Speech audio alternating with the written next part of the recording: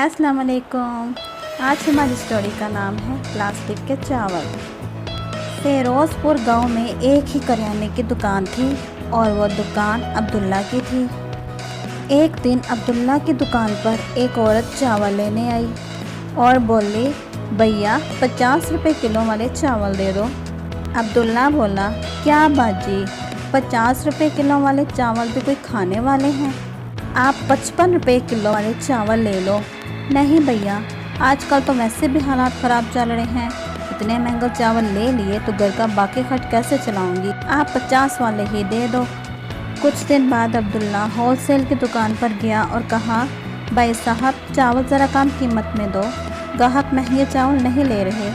Wholesaler, तुम महंगे चावल दुकान पर ना रखो, जो सस्ते चावल बिक रहे वही रखो। ठीक है, आप 40 रुपये किलो वाली चावलों की 2 बोरियां दे दें। तभी एक आदमी अब्दुल्ला के पास आया और बोला, भाई साहब आपको सस्ता माल चाहिए, पास वाले गोदाम में चले जाओ, वहाँ आपको 30 रुपये किलो चावल मिलेंगे। अब्दुल्ला ये सुनकर बहुत खुश हुआ और गोदाम की तरफ चल पड़ा। अब्दुल्ला ने गोदाम के मालिक से पूछा, भाई चावल किस कीमत पर हैं? जनाब मेरे पास 25, 30 और 35 वाले हैं। अब्दुल्ला बहुत खुश हुआ और कहा, भाई 25 और 30 रुपये किलो चावल वाली 2 बोरियां दे दो। अब्दुल्ला चावल लेकर अपनी दुकान पर आ जाता है। अब्दुल्ला दुकान पर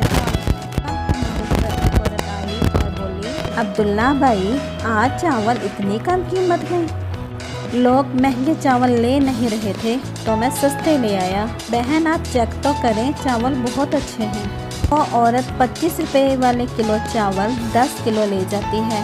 आहिस्ता आहिस्ता कम कीमत वाले चावलों की कीमत पूरे गांव में फैल गई। अब्दुल्ला की दुकान पर काफ़ी हजूम रहने लगा था। अब्दुल्ला का काम बहुत अच्छा चल रहा था। अचानक गांव के लोग बीमार होने लगे। गांव के हॉस्पिटल में मरीज़ों की तादाद दिन ब दिन बढ़ने लगी।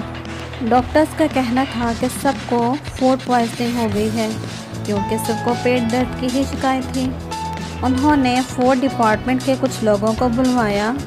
इन्वेस्टिगेशन की गई तो पता चला गांव में एक ही करियाने की दुकान थी जहां से ये सब नाकस चीज़ें मिल रही थीं। वो सीधे उसी दुकान पर गए, चावलों का सैंपल लिया और टेस्ट करवाया। टेस्ट के बाद पता चला कि प्लास्टिक के चावल कम कीमत में फ़रोख्त किए जा रहे हैं। फूड डिपार्टमेंट वालों ने अब्दुल्ला की दुकान सील कर दी और अब्दुल्ला को लेकर उसी गोदाम में गए जहां प्लास्टिक के चावल बिकते थे। लिहाजा गोदाम भी सील हो गया और उन दोनों को पुलिस ने अरेस्ट कर लिया। उनको अपने किए की सज़ा तो मिल चुकी थी, लेकिन उनकी वजह से गांव वालों को बहुत तकलीफ़ उठानी पड़ी।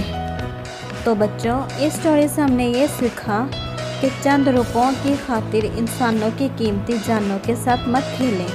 अपने काम में ईमानदार रहें, इसी में बरकत है।